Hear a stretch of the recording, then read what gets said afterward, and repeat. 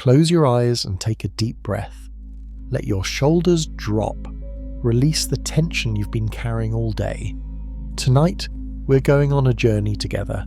A journey back to January 1886, to the frozen heart of the Dakota Territory, where the temperature dropped to 40 degrees below zero, where the wind screamed for days without stopping, and where ordinary men faced an impossible choice: keep fighting or give up and freeze. This is the story of how cowboys survived the deadliest blizzard in Wild West history. And I promise you, by the end of this journey, you'll understand something powerful about human endurance, about the choices that separate those who make it from those who don't, and about the mysterious stone circles that still mark the plains today, reminders of that terrible winter. Before we begin, I want to invite you into our community. If you enjoy these long-form history stories that help you relax, learn, and drift off to sleep, please tap that subscribe button. It helps us create more content like this. And if you're enjoying the story as we go, a quick tap of the like button tells me you'd like more episodes about survival, endurance, and the untold stories of American history. Now, let me tell you what's coming tonight. We'll walk through that blizzard day by day, feeling what those cowboys felt. We'll meet Charles Goodnight, the legendary cattleman who refused to abandon his herd even as it meant watching his life's work die in the snow. We'll discover the mysterious ghost fires, stone circles that appeared across the plains, and we'll explore what they really meant. Were they practical survival tools, sacred protection, or something else entirely? We'll also confront some uncomfortable truths about who stayed warm during that winter and who froze, about wealth and suffering, about the decisions made in comfortable hotel rooms while men died 300 miles away. And we'll hear the individual stories, names and faces of cowboys who made it through, and the choices that saved their lives. So settle in, get comfortable, maybe pull your blanket a little closer. Let the modern world fade away as we step back 140 years to a time when winter wasn't just cold, it was a test of everything you were made of. The year is 1886. The place is the northern plains. The temperature is falling, and the storm of the century is about to begin. Let's go back together. The first sign that this winter would be different came in November, when the cattle started acting strange. Old-timers noticed it first. The herds were restless, bunching together tighter than usual, refusing to graze in their normal patterns. A Lakota elder visiting a trading post told the owner, "The animals know, big cold coming, bigger than white men have seen." Most cowboys ignored the warning. They'd survived plenty of winters. They were young, strong, confident in their abilities. They'd handled cold before. How bad could it really get? That confidence would cost some of them their lives. On January 9th, 1886, the temperature was actually mild, almost pleasant. Cowboys rode out in light jackets, checking on herds spread across the open range. Some were even talking about an easy winter, about getting through to spring without major losses. Then the wind shifted. It came from the north, from Canada, from the Arctic beyond, and it brought with it a cold that none of these men had ever experienced. Within 3 hours, the temperature dropped 40 degrees. Within 6 hours, it was below zero. By nightfall, it was 20 below, and falling fast. And then the snow started. Not the gentle, pretty snow of Christmas cards. This was different. The flakes were small, hard, driven by winds that reached 60 miles per hour. The snow didn't fall so much as fly horizontally, turning the air into a white wall that made it impossible to see more than a few feet in any direction. Cowboys out on the range suddenly couldn't see their own horses' heads. Landmarks disappeared. The sun vanished behind clouds so thick they turned day into twilight. And the cold, that terrible cold, began to work its way through every layer of clothing, finding skin, stealing heat, threatening to turn living flesh into frozen meat. This was the beginning of what history would call the Big Die-Up, and for the next 72 hours, survival would become the only thing that mattered. If you're enjoying this journey back in time, give us a quick like to let me know you want more stories of survival and endurance from America's past.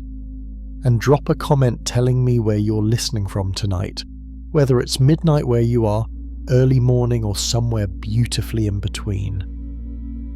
Now, let me tell you about the Cowboys who were caught out in that first deadly day, and the split-second decisions that would determine who lived and who died. Chapter 2. The Storm Arrives. First 24 Hours. Tommy Bradford was 19 years old when the blizzard hit. He'd been working cattle for 3 years, thought he knew the range like the back of his hand. He was 5 miles from the ranch house when the world turned white. Tommy made a decision in those first minutes that saved his life, though he didn't know it yet. Instead of trying to ride back to the ranch, he turned his horse toward a line of cottonwood trees he remembered seeing that morning. Trees meant some shelter from the wind. Trees meant firewood. His partner, a cowboy named James Sullivan, made a different choice. He spurred his horse toward where he thought the ranch house was. They found Sullivan's body 3 weeks later, frozen solid just 2 miles from safety. He'd ridden in a circle, disoriented by the whiteout, and died within sight of the building he'd been trying to reach. This raises our first controversial question. When you're lost in a blizzard, is it better to stay put or keep moving? Tommy survived by moving toward shelter. James died trying to reach home. There's no simple answer, and that uncertainty haunted cowboys for generations. Tommy reached the cottonwoods just as his hands were losing feeling. His horse was breathing hard, ice forming on her nostrils with each breath. The trees weren't much, maybe 10 or 12 of them in a cluster, but they broke the wind just enough to make the difference between impossible and barely possible. Now came the hard part, making fire. Tommy's hands were already stiff with cold. The matches in his pocket were damp from snow that had worked its way through his coat. The wood he could find was covered in ice, and the wind kept trying to steal any spark he created. He went through 11 matches before one finally caught. 11 matches, each failure bringing him closer to freezing. He used dried grass from under the snow as tinder, protected the tiny flame with his body, fed it carefully with small twigs, then gradually larger branches. When that fire finally grew strong enough to feel its heat, Tommy Bradford cried. He wasn't ashamed to admit it later. That fire was life itself, and he'd nearly lost it a dozen times. He kept that fire burning for 3 days and 3 nights. He rationed the wood carefully, never letting it burn too hot and waste fuel. He melted snow for water. He ate nothing because he had nothing to eat. And he talked to his horse constantly, keeping both their spirits up with the sound of a human voice. On the 3rd morning, when the storm finally broke, Tommy rode back to the ranch. He'd lost 15 pounds. His face was frostbitten. 2 of his toes would eventually need to be amputated, but he was alive. His survival raises fascinating questions. What if he'd run out of matches? What if he hadn't remembered those trees? What if he'd panicked and kept riding like James Sullivan did? Let's explore another survival story that went differently. Marcus Webb was a black cowboy originally from Texas. He'd come north after the Civil War, like thousands of other formerly enslaved people who found opportunity on the frontier. Marcus was experienced, careful, known for his good judgment. When the storm hit, Marcus was checking a line fence 15 miles from headquarters. He had no trees nearby, no obvious shelter. But Marcus did something smart. He used his cattle. He found a group of about 30 steers bunched together in a ravine. Instead of trying to move them or leaving them, Marcus dismounted and literally got among them. He pushed his way into the center of the herd, using the cattle's body heat as shelter from the wind. It sounds desperate, and it was. The cattle could have crushed him, they could have stampeded, but Marcus spoke to them softly, moved slowly, and made himself part of their survival instinct to huddle together. He stayed in the middle of that herd for 2 days. He ate nothing, drank nothing, just endured, breathing the warm air created by 30 large animals pressed together, protected from the worst of the wind by their bodies. When the storm passed, Marcus walked back to the ranch. Every step was agony. His legs had been in the same cramped position for 48 hours, but he hadn't lost a single toe to frostbite because the cattle had kept him warm enough. The ranch foreman later said, "Marcus Webb is the only man I ever knew who thanked a steer for saving his life." These two stories, Tommy and Marcus, show us something important. Survival wasn't about following a single rule. It was about quick thinking, about using whatever resources you had, about refusing to give up even when giving up seemed reasonable. Coming up in our next chapter, we'll explore the impossible decisions that cowboys and ranchers had to make. Do you save the cattle or save yourself? Do you risk everything for your herd or cut your losses? These weren't easy choices, and they reveal something profound about human nature under pressure. But I'm curious what you think.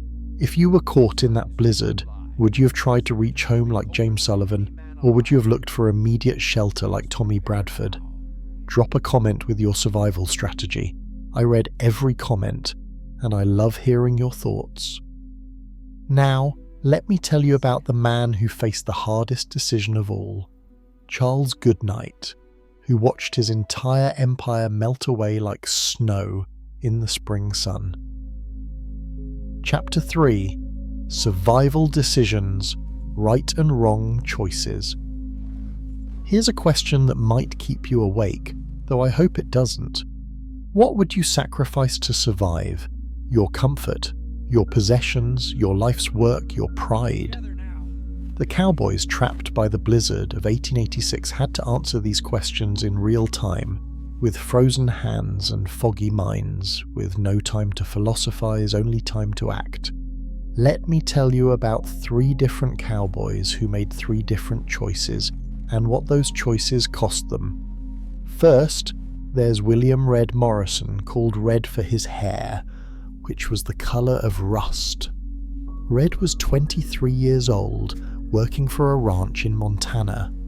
When the storm hit, he was in a line shack, a small one-room cabin that cowboys used when working far from the main ranch. Red had food for about a week. He had firewood for maybe 3 days if he was careful. He had a decent shelter, and he was completely alone. The smart choice, the logical choice, was to stay in that cabin and wait out the storm. But Red kept thinking about the cattle. Not his cattle. He didn't own any. The ranch's cattle. Animals that were suffering and dying while he sat in relative comfort. On the second day of the storm, Red made a decision that seems crazy. He left the cabin. He rode out into the blizzard to check on the herd, to try to move them to better shelter, to do his job even though his job might kill him. Red found about 50 head of cattle drifted against a fence line. They were already starting to pile up on each other, the way cattle do when they panic. If he didn't move them, they'd suffocate or freeze in a tangled heap. He worked for 3 hours in conditions that were trying to murder him. He moved those cattle to a ravine where they'd have some protection. Then he tried to ride back to the line shack. He never made it. They found Red's body in April, just a quarter mile from the cabin. He'd gotten turned around in the whiteout, probably rode past the cabin without seeing it, and died of exposure trying to find shelter that was right there, invisible in the storm. Here's the controversial part. Was Red a hero or a fool? He died trying to save cattle that weren't even his, animals owned by wealthy men who were sitting in warm hotels. He had safety, and he voluntarily left it. His family got a letter expressing sympathy and his last wages. The cattle he saved were sold for profit that went to stockholders in Boston. Should Red have stayed in that cabin? Should he have chosen his life over his duty?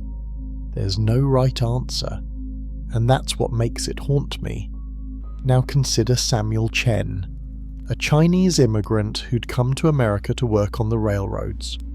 When the railroad work dried up, Samuel became a ranch cook, one of the few jobs available to Chinese workers in a society that treated them terribly. Samuel was at the main ranch house when the storm hit. He was safe, warm, with plenty of food, but Samuel knew the Cowboys were out there. He knew they'd be trying to make it back, probably lost, definitely freezing. Samuel did something remarkable. Every 4 hours for 3 days straight he rang the ranch bell. That big iron bell used to call people to meals. He rang it, creating a sound signal that might help lost cowboys find their way home. He also kept fires burning outside the ranch house. Big bonfires that consumed enormous amounts of wood but created beacons of light and warmth. Cowboys who were completely lost, who had no idea where they were, heard that bell or saw that fire and followed it to safety.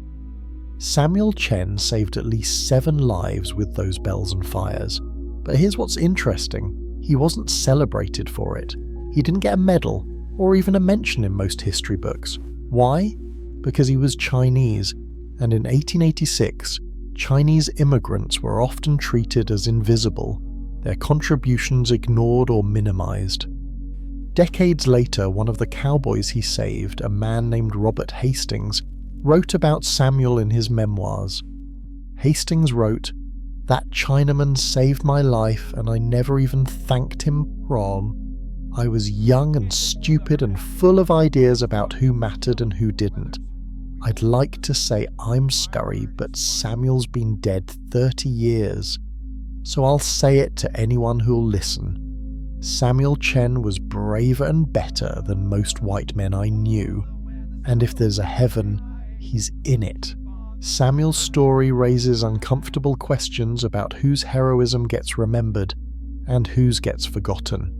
How many other people of color, immigrants, women, natives, Americans performed acts of courage during that blizzard, but disappeared from history because nobody thought their stories were worth recording? If you're finding these stories powerful, I'd appreciate a tap on that like button, and if you haven't subscribed yet, please do. These long-form history stories take tremendous research and care to create, and your subscription helps me make more of them. Now, let me tell you about the third cowboy, a man named Jackson Dutch Schneider, who made perhaps the smartest survival decision of all. Dutch was working for a large outfit in Wyoming when the storm caught him about 10 miles from the ranch. Unlike Tommy Bradford, Dutch had no trees nearby. Unlike Marcus Webb, Dutch had no cattle to huddle with. Dutch had absolutely nothing except his horse, his gear, and his brain. So Dutch did something that seems counterintuitive. He killed his horse. I know that sounds brutal. Cowboys loved their horses. A good horse was a partner, a friend, sometimes the only companion a lonely cowboy had. But Dutch looked at his situation clearly. His horse was already exhausted, already suffering, and likely wouldn't survive anyway. But the horse's body could save Dutch's life. Dutch shot his horse, which died instantly and painlessly. Then he used his knife to open the horse's belly cavity. He pushed the internal organs aside and literally climbed inside the carcass for warmth. If you think that's grotesque, you're right. It was, but it worked. The horse's body protected Dutch from the wind. The residual body heat kept him from freezing. And when the storm passed 36 hours later, Dutch walked back to the ranch with all his fingers and toes intact. When Dutch told this story later, some cowboys called him heartless. Others called him practical. The ranch owner gave him a new horse and said, "You did what you had to do, no shame in surviving." But Dutch never forgot that horse. He named the new horse after the one he'd killed and rode him for the next 12 years. He told people he owed his life to 2 horses, the one who died and the one who carried him after. These 3 stories, Red, Samuel and Dutch, show us the spectrum of survival decisions. Red chose duty over safety and died for it. Samuel chose service to others and was forgotten. Dutch chose brutal practicality and lived with the guilt. Who made the right choice? Maybe they all did. Maybe there are no right choices in a blizzard, only choices you can live with afterward, assuming you survive to have an afterward. Coming up next, we'll meet Charles Goodnight, the legendary cattleman who faced a different kind of impossible choice. He had thousands of cattle, dozens of men depending on him, and a lifetime of work disappearing into the snow. What he decided to do, and what it cost him, reveals something profound about leadership, about stubbornness, and about the terrible price of refusing to quit. Chapter 4: Charles Goodnight's Impossible Choice. Charles Goodnight stood at the window of his ranch house and watched his fortune die. He was 50 years old, which made him ancient by cowboy standards. Most cowboys were dead, injured, or working other jobs by the time they hit 40. But Goodnight wasn't most cowboys. He was one of the most successful cattlemen in the West, a living legend who'd helped create the trails that opened Texas to northern markets. The Goodnight Loving Trail, named for him and his late partner Oliver Loving, had moved hundreds of thousands of cattle from Texas to Colorado and Wyoming. Goodnight had survived Comanche raids, drought, stampedes, and the general chaos of trying to run cattle across 1,000 miles of hostile territory. He'd made fortunes and lost them and made them again. He was tough, smart, and absolutely convinced that hard work and careful planning could overcome any obstacle. The blizzard of 1886 proved him wrong. Every morning during that terrible winter, Goodnight's ranch hands came back with reports that were all variations on the same theme: more dead cattle. The numbers were staggering. 50 head found frozen in a ravine, 100 bunched against a fence line, suffocated under their own weight, 30 scattered across a meadow, individually frozen where they'd collapse from exhaustion. Goodnight kept careful records in a leather-bound ledger. Every loss was written down in his neat handwriting. Date, location, estimated number. The ledger became a document of disaster, each page a testament to how little human planning mattered when nature decided to remind everyone who was actually in charge. His wife Mary watched him ride out every morning with his men. She watched him come back every evening, older somehow, worn down by losses he couldn't prevent. One night she asked him directly, "Charles, when are you going to admit this is a fight you can't win?" Goodnight didn't answer right away. He stared into the fireplace, watching the flames dance, and finally said, "The day I admit that is the day I stop being a cattleman." So he kept riding out, every day, in conditions that should have killed him, at an age when he should have been sitting by a fire instead of riding through one disguised as a blizzard. His men followed him out of loyalty, but also out of a kind of wonder. If Old Man Goodnight, who was 50 years old and rich enough to stay home, was still going out, how could they refuse? But here's where the story gets complicated, where we have to ask some hard questions. Goodnight was trying to save his cattle, yes, but those cattle represented his wealth, his legacy, his proof that he'd conquered the West. Was he really riding out for the animals, or was he riding out for himself? Was his refusal to quit actually courage, or was it pride, the unwillingness to accept defeat? One of his cowboys, a young man named Thompson, asked him straight out, "Mr. Goodnight, sir, what are we really doing out there? Those cattle are dead or dying whether we ride out or not. We're risking our lives for animals that are already lost." It was a fair question, The kind of question that could get a cowboy fired for insubordination. But Goodnight respected honesty, even when it stung. "Thompson," he said, "you're probably right. But here's what I know. If we stop trying, we're admitting that the West is stronger than we are. That all our planning, all our work, all our experience doesn't matter. I'm not ready to admit that. Maybe I'm a fool, but I'd rather be a fool who fought than a wise man who quit." Thompson rode out the next morning and every morning after. Years later he'd say, "I didn't agree with him. I thought he was being stubborn and reckless, but I respected the fact that he was willing to freeze alongside us instead of sitting warm and giving orders. That's leadership, even if it's pig-headed leadership." By the end of January, Goodnight had lost over 40% of his herd. By the time spring came and the final count was done, the losses reached 60%. Thousands of cattle, years of work, a fortune measured in the hundreds of thousands of dollars, just gone. Other ranchers lost even more. Some lost everything. The Swanland and Cattle Company lost 85% of their herd. Smaller operations simply ceased to exist, wiped out in a single winter. But here's what fascinates me about Goodnight. He didn't go bankrupt, he didn't give up. He took the losses, absorbed them, and started rebuilding. It took him years to recover, and he never again achieved the same scale of operation. But he survived. Why did Goodnight survive when so many others failed? The answer reveals something important about the structure of the cattle industry. Goodnight had capital reserves. He'd made money over many years and invested it wisely. He owned his land outright, didn't have crushing debt. When the losses came, they hurt, but they didn't destroy him.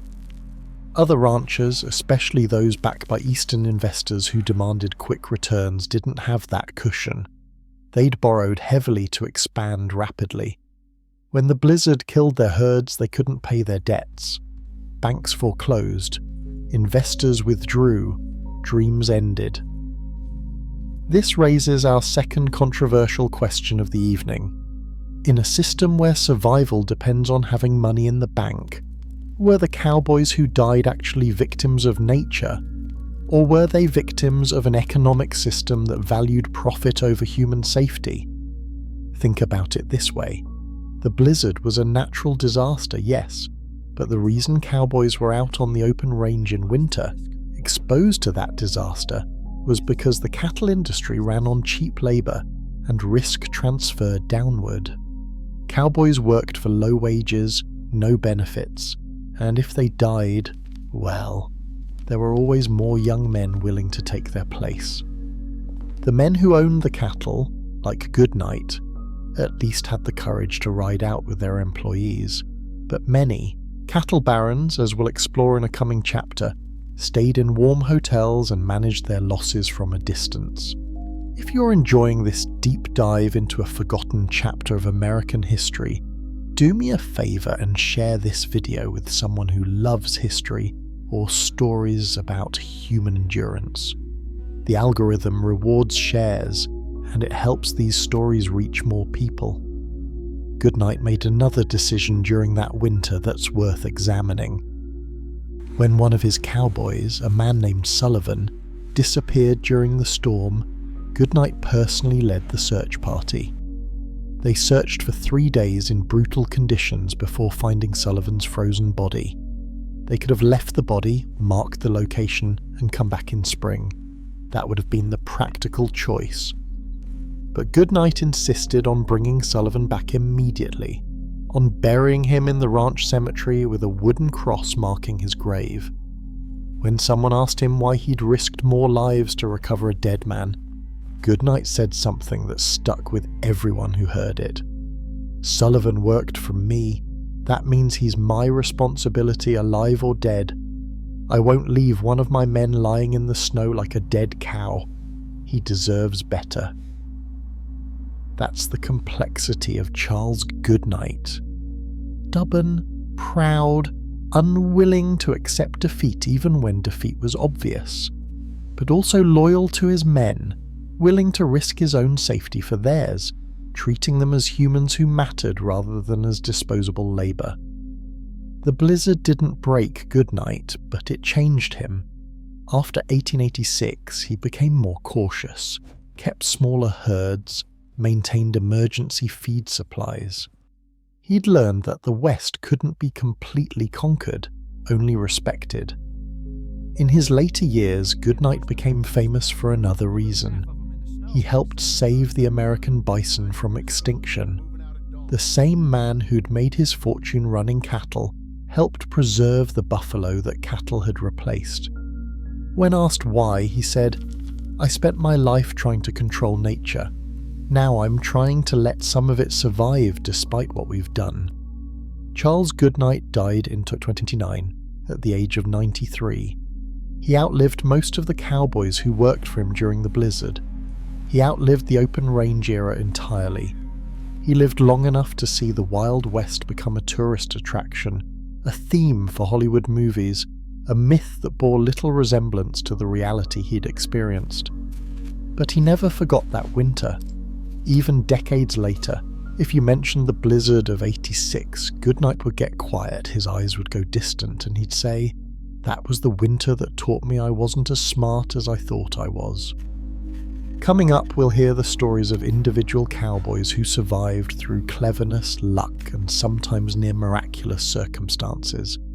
These are the tales that didn't make it into history books but were passed down through families, spoken around campfires, whispered in bunkhouses. Stories of ordinary men who did extraordinary things simply to see once. More Sunrise, Chapter 5. The Cowboys Who Made It.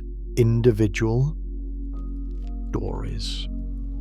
Let me tell you about the cowboys whose names you've never heard, whose faces appear in no photographs, who left no written records, but whose survival stories deserve to be remembered.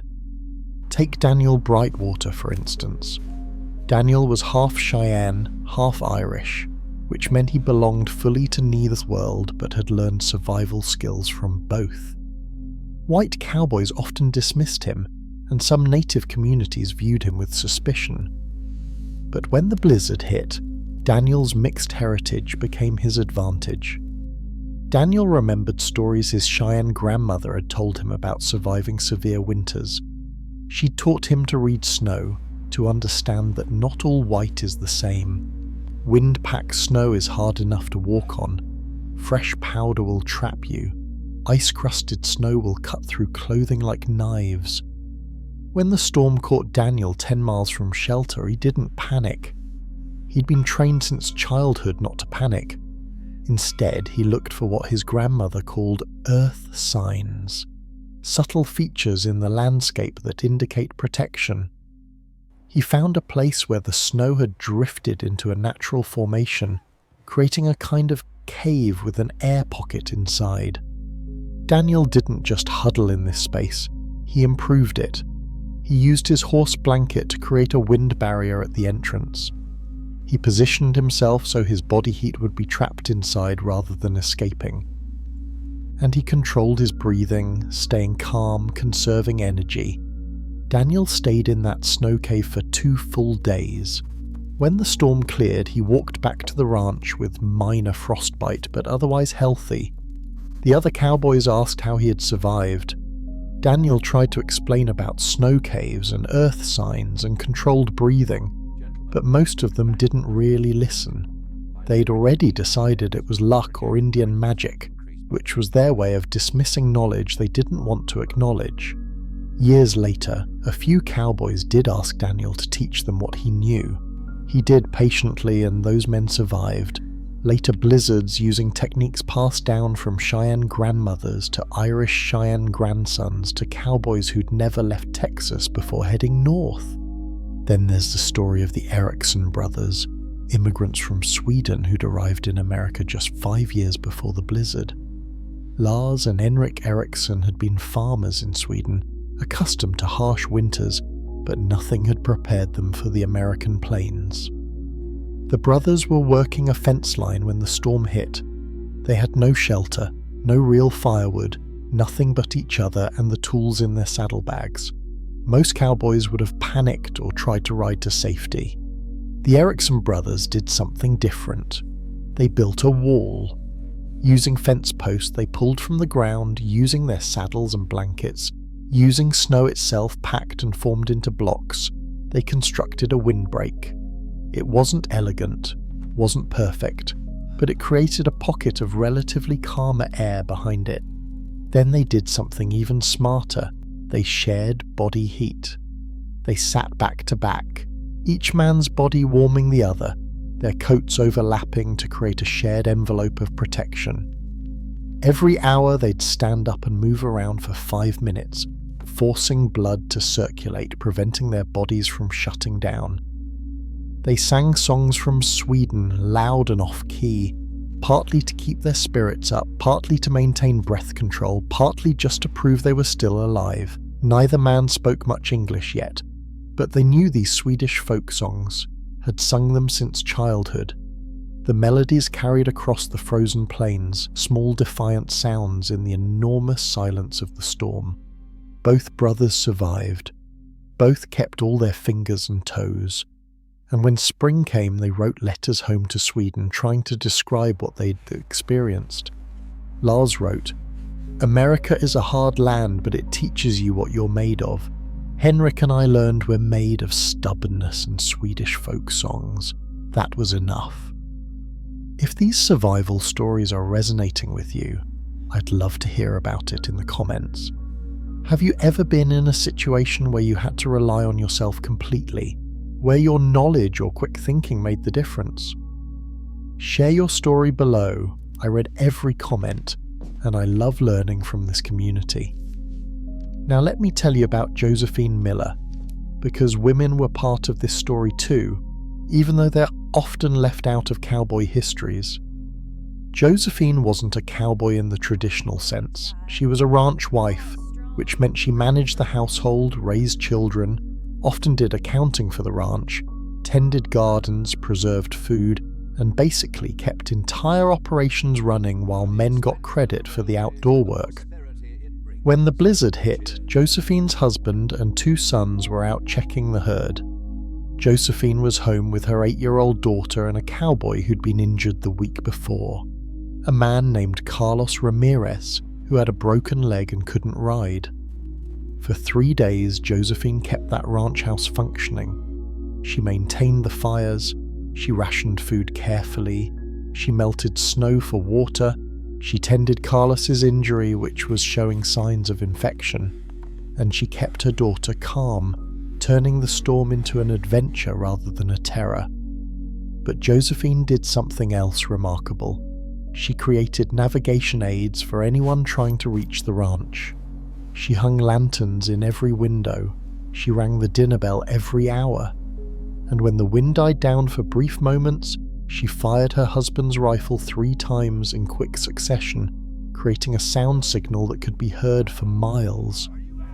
2 lost cowboys found the ranch by following those gunshots.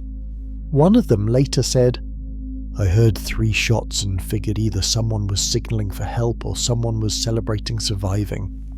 Either way, it meant shelter. Mrs. Miller saved my life. Ooh. And I never even knew women could be heroes until that night." Josephine's husband and sons made it home safely. When her husband thanked her for keeping things together, Josephine said something that got repeated around the territory. "You go out and fight the storm. I stay home and make sure there's a home worth coming back to. We're partners in this." Ranch wives like Josephine rarely appear in histories of the Wild West. Their work wasn't dramatic in the way that riding through blizzards was dramatic, but without them, the ranches couldn't have functioned. They were the anchors, the stability, the reason cowboys had something to return to after months on the trail or days in the storm. Let me tell you one more survival story, this one about a cowboy named Robert Little Bob Anderson.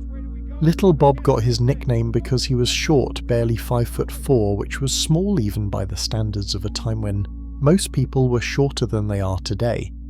Little Bob was out alone when the storm hit, checking a section of range that should have been empty. Instead, he found 3 steers trapped in a half-frozen creek, stuck in mud that was turning to ice. The smart thing would have been to leave them. 3 steers weren't worth dying for, especially steers owned by a corporation that probably wouldn't even notice they were missing. But little Bob had grown up poor, had gone hungry as a child, and he couldn't stand the thought of animals suffering if he could prevent it. So little Bob went down into that creek. The water was knee-deep and frozen enough that he could feel his legs going numb almost immediately. He worked to free each steer, pushing, pulling, shouting encouragement at animals too cold and scared to help themselves. It took him nearly an hour to free all 3 steers. By the time he climbed out of that creek, his legs were useless blocks of ice. He couldn't feel them, couldn't make them work properly. He had to use his arms to pull himself onto his horse, and even then, he wasn't sure he could stay mounted. Little Bob pointed his horse toward the ranch and let the animal find the way home. Horses have a remarkable navigation sense, can find their barns even in conditions that completely disorient humans. That horse carried little Bob through 2 miles of blizzard and delivered him to the barn door. They had to cut the boots off little Bob's feet. The leather had frozen to his skin. The ranch doctor, really just a cowboy who'd learned some field medicine, thought little Bob would lose both feet. But somehow, impossibly, little Bob kept them. He lost 3 toes and walked with a limp for the rest of his life, but he kept his feet. The rancher who owned those 3 steers never knew little Bob had saved them. The steers were sold at market that spring along with hundreds of others. But little Bob knew, and for him, that was enough. He'd seen animals suffering and had done what he could. The cost was 3 toes. The reward was being able to live with himself. These stories, Daniel, the Erickson brothers, Josephine, little Bob, they show us that survival came in many forms. Sometimes it was traditional knowledge passed down through generations. Sometimes it was immigrant experience applied to new challenges. Sometimes it was women's work that never got properly recognized. And sometimes it was simple human decency, caring about suffering even when it cost you. Coming up next, we need to talk about something uncomfortable. While these cowboys were freezing and dying and fighting for survival, wealthy cattle barons sat in warm hotels, ate fine meals, and managed their losses from a comfortable distance. This isn't a simple story of villains and heroes.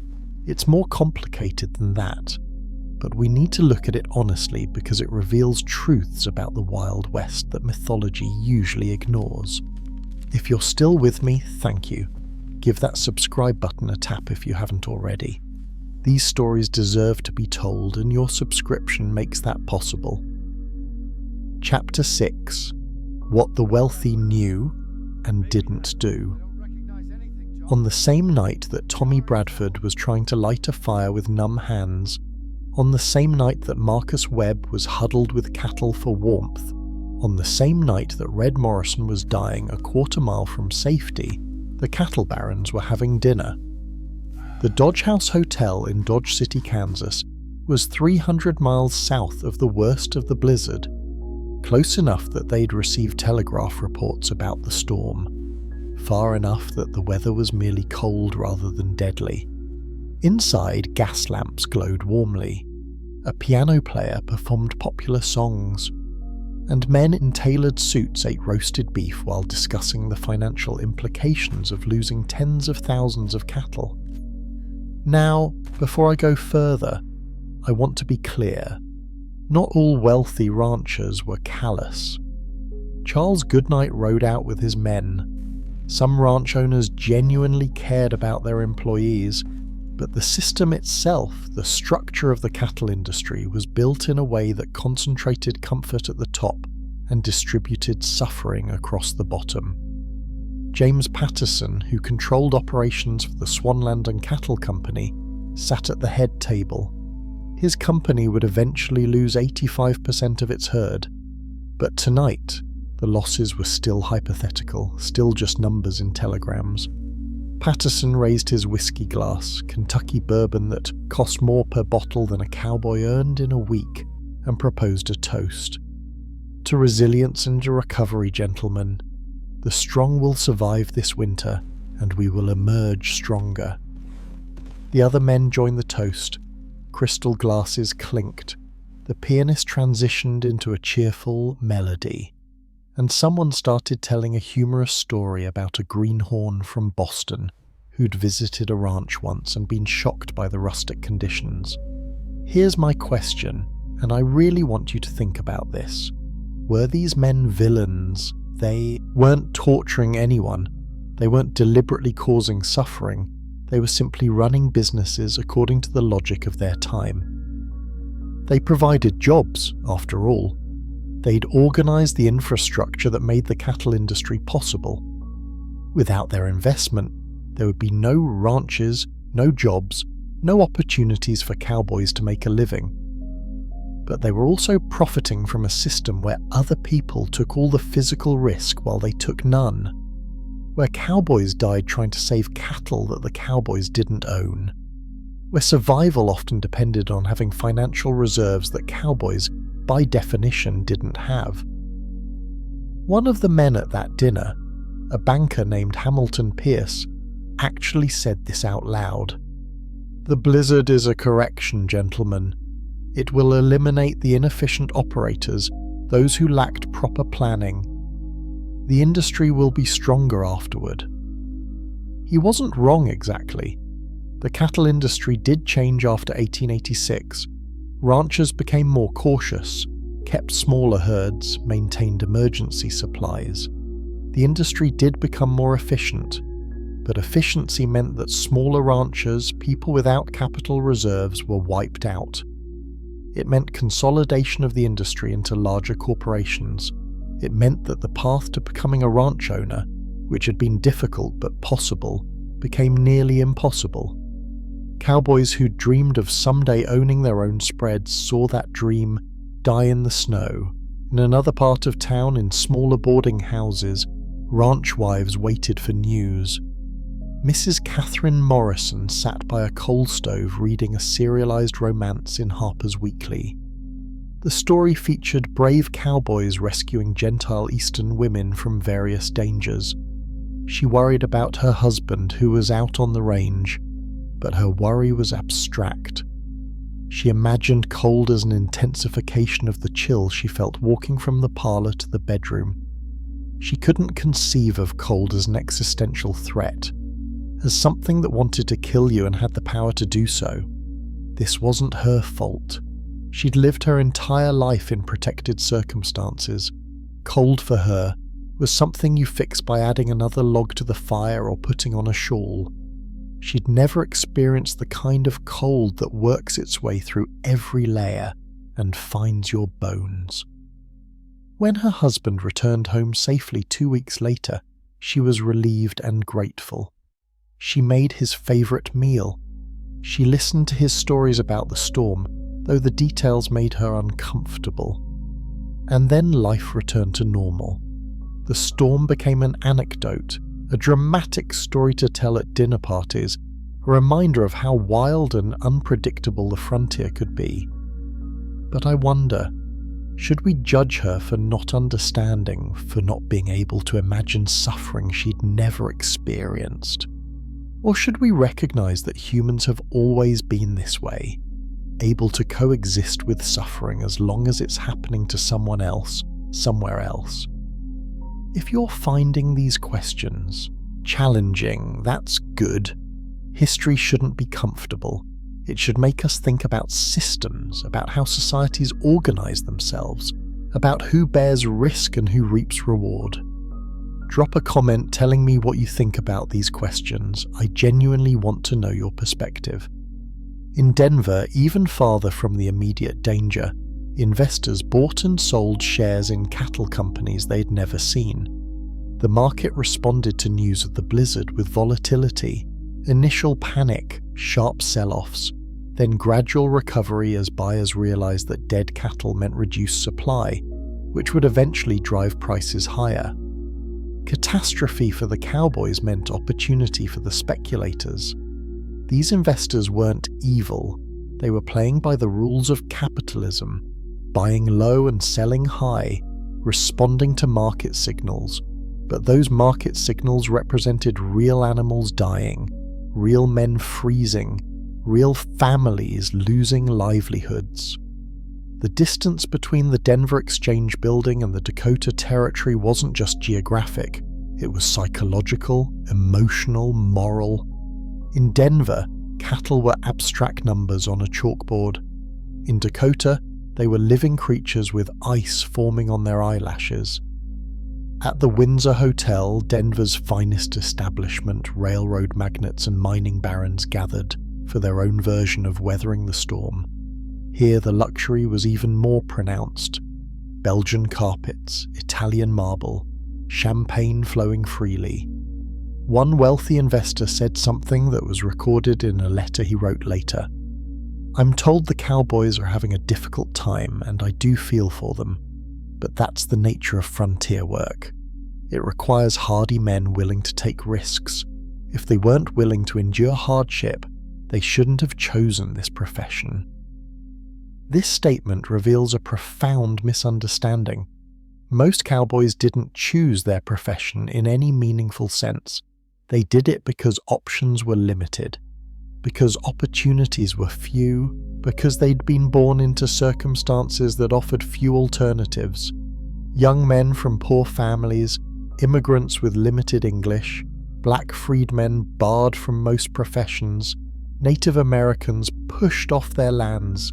These were the people who became cowboys. Not because they loved adventure, but because they needed work, and this was work available to them. The romance of the cowboy life was a myth that served the industry well. It attracted young men willing to work for low wages because they thought they were living an adventure.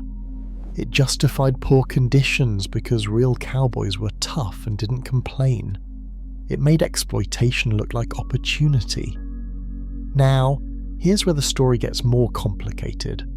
Not all wealthy ranchers stayed in warm hotels. Charles Goodnight, as we've discussed, rode out with his men. He risked his own safety. He treated his employees as humans who mattered.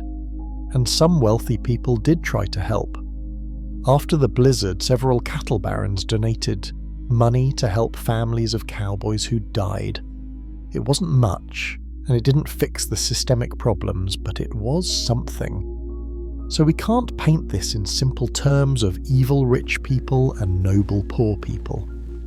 The truth is messier. The truth is that good people can participate in unjust systems. That caring about individuals doesn't mean changing structures. That charity doesn't equal justice. The blizzard revealed these contradictions with brutal clarity. It showed that survival often depended more on economic class than on virtue or skill. That having money in the bank mattered more than being brave or tough. That the system protected some people and left others exposed. Coming up, we'll explore one of the most mysterious aspects of this story, the ghost fires. Stone circles that still mark the plains today. Were they practical survival tools, religious ceremonies, something else entirely?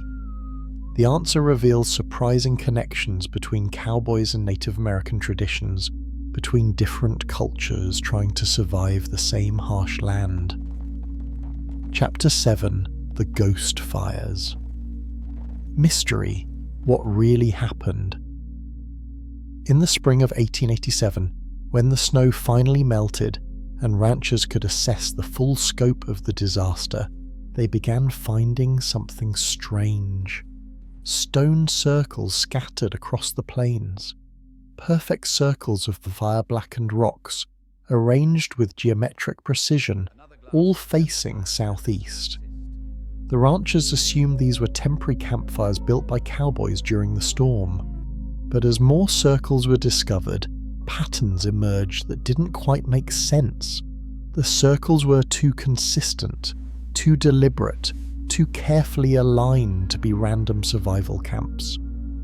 By the 1930s, archaeologists had documented over 200 of these formations across Montana, Wyoming, and the Dakotas. They called them ghost fires and they became one of the enduring mysteries of the Wild West. Were they built by the cowboys who died in the blizzard, or do they represent something else entirely? And what do they tell us about survival, desperation, and the strange ways cultures blended on the frontier? Let me tell you what researchers discovered, and what questions still remain unanswered today. First, the facts. The ghost fires vary in diameter from 6 to 12 feet. Almost all face southeast.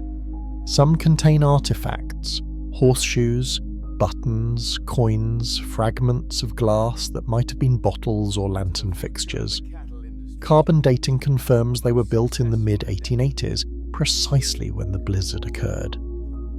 The southeastern orientation is especially interesting. Why that direction specifically? One theory is purely practical. The sun rises from the southeast during winter in the northern latitudes. A fire facing that direction would catch the first light of dawn, making it visible from miles away. It would serve as a signal fire, announcing, "I survived the night." But there's another possibility, one that researchers resisted for decades because it complicated. The narrative of cowboys as rugged individualists separate from native influence. What if the cowboys borrowed these techniques from Native Americans? The Lakota, Cheyenne, and other plains tribes had lived in this territory for generations. They'd developed sophisticated methods for surviving brutal winters. They understood how to read weather, how to find shelter, how to build fires that would stay alive through the worst storms. And cowboys, whatever mythology suggests, often learned from native people. They learned tracking, they learned horsemanship, they learned which plants were edible and which water sources were safe. The smart cowboys, the ones who survived, were humble enough to learn from people who'd been living in this landscape for centuries. Daniel Brightwater, the half-Cheyenne cowboy I mentioned earlier, told a story late in his life about the ghost fires. He said his Cheyenne grandmother had taught him to build survival fires in specific patterns, using stones arranged to create maximum wind protection while allowing airflow to keep the flames alive. She taught him that facing the fire toward the sunrise wasn't just practical, it was spiritual. It was an acknowledgement that you were asking for the gift of seeing another day, that you were orienting yourself toward renewal and hope. When the blizzard hit, Daniel built his survival fire exactly as his grandmother had taught him, and apparently other cowboys saw what he was doing and copied it. The technique spread quickly because it worked, because men desperate to survive will use whatever methods keep them alive, regardless of where those methods come from. This raises fascinating questions about cultural borrowing and credit. Cowboys often took native techniques and claimed them as their own discoveries. They learned survival skills but rarely acknowledged where that knowledge came from. The history books celebrated cowboy ingenuity while erasing native wisdom that made that ingenuity possible. Some ghost fire sites contain other mysterious elements. Small stones arranged in spirals within the larger circle, coins placed at regular intervals, animal bones positioned deliberately rather than scattered randomly. At one site in eastern Montana, archaeologists found 13 coins arranged around a fire circle, each coin bearing a different date from 1877 to 1886. What did this mean? Was someone marking years? Commemorating something? The cowboys who built this had to gather these specific coins, had to carry them despite needing to travel as light as possible, had to place them carefully even while freezing. The animal bones are even stranger. Small mammals, prairie dogs, rabbits, coyotes, arranged in patterns, sometimes crossing each other at right angles, sometimes radiating outward from the fire's centre, sometimes laid parallel like ladder rungs. A folklorist named Ellen Morris spent years in the 1950s interviewing elderly ranchers and their descendants, collecting stories about the blizzard. What she found was evidence of cultural blending that official histories had ignored. cowboys and Native Americans had more contact than most people realize. They worked together on ranches, they shared campsites, they traded knowledge about surviving in conditions that killed the unprepared. Several of Morris's informants mentioned snow spirits, entities said to follow travelers through whiteout conditions. These spirits weren't necessarily evil, but they were disorienting. They'd lead you away from safety, make familiar landmarks unrecognizable, call to you in voices that sounded like friends or family. The Lakota had complex beliefs about these spirits, ceremonies designed to protect against their influence. But the concept traveled beyond tribal boundaries, simplified and transformed by cowboys who understood only that something dangerous haunted blizzards. To protect against snow spirits, you needed to create sacred space. The fire circle provided this protection, but only if built correctly.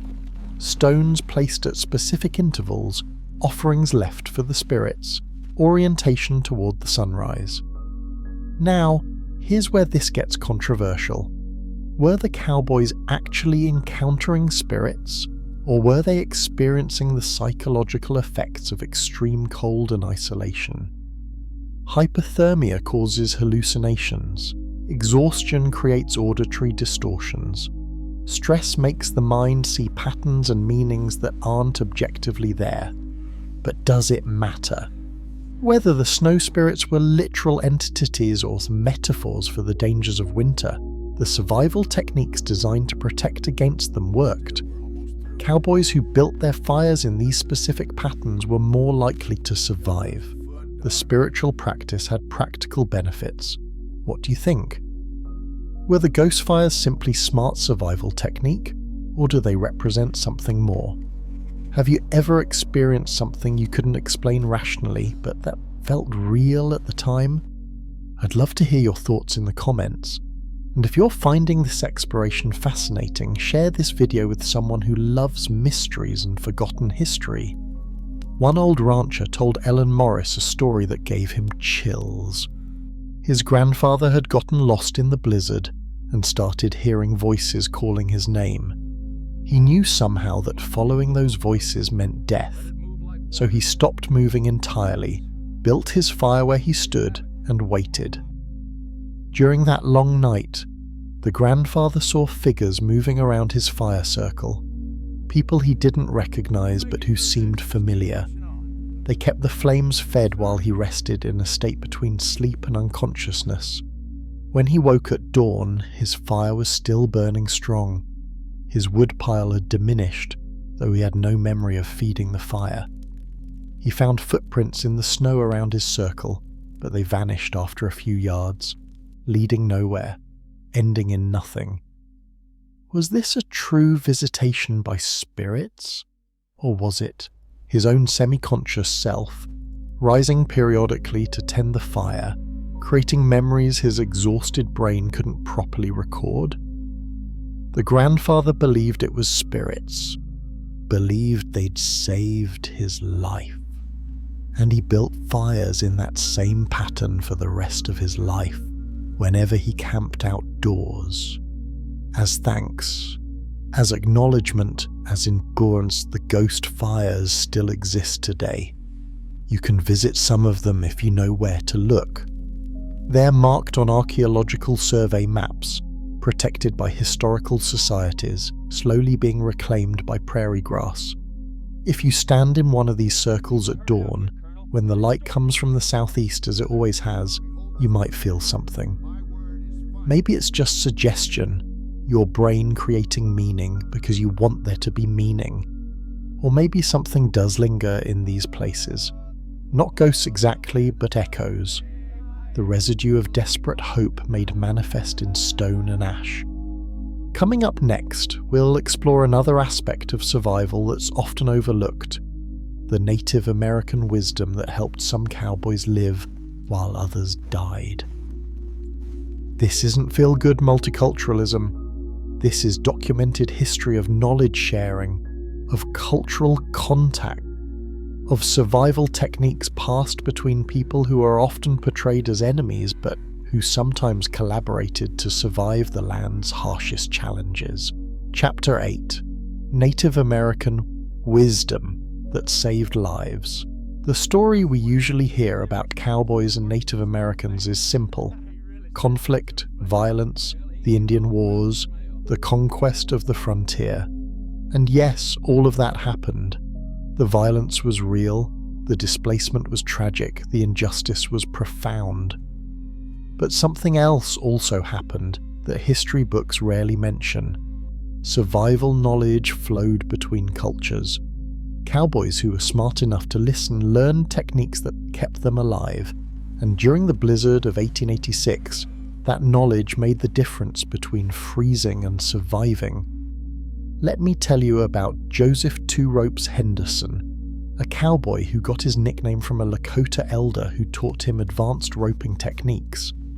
Joseph had grown up in Texas, came north in 1884, and had the good fortune to work on a ranch where the owner employed both white cowboys and Lakota workers. Joseph was curious, respectful, and humble enough to admit he didn't know everything. He asked questions. He watched how the Lakota workers did things differently, and he learned. When the blizzard hit, Joseph was 10 miles from the ranch with no obvious shelter.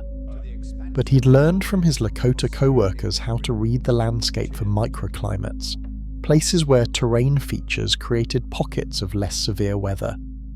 He looked for what his teacher had called earth breath, places where vegetation growth suggested underground water that wouldn't freeze as quickly, where thermal mass from the earth itself provided subtle warmth. Joseph found a small depression in the landscape, barely noticeable, where hardy grass still showed green, beneath the snow. This indicated the ground beneath was slightly warmer, probably from an underground spring or water flow. He dug down into the snow, creating a shelter below the surface level. This went against every instinct that told him to seek high ground, to stay visible. But Joseph trusted what he'd been taught. Below the surface, you're protected from wind, and the earth itself provides insulation. He created what the Lakota called an earth lodge, a temporary shelter dug into the ground and covered with snow and brush. The inside temperature wouldn't be warm, but it would be 30 or 40 degrees warmer than the outside air. And 30 degrees can be the difference between death and survival. Joseph stayed in that earth lodge for 2 days. He was cold, desperately uncomfortable, but alive. When the storm cleared, he climbed out and walked back to the ranch with minor frostbite but no serious injuries. The ranch owner asked how Joseph had survived. Joseph explained about the earth lodge, about learning from Lakota workers. The owner nodded and said, "Smart. That's real smart.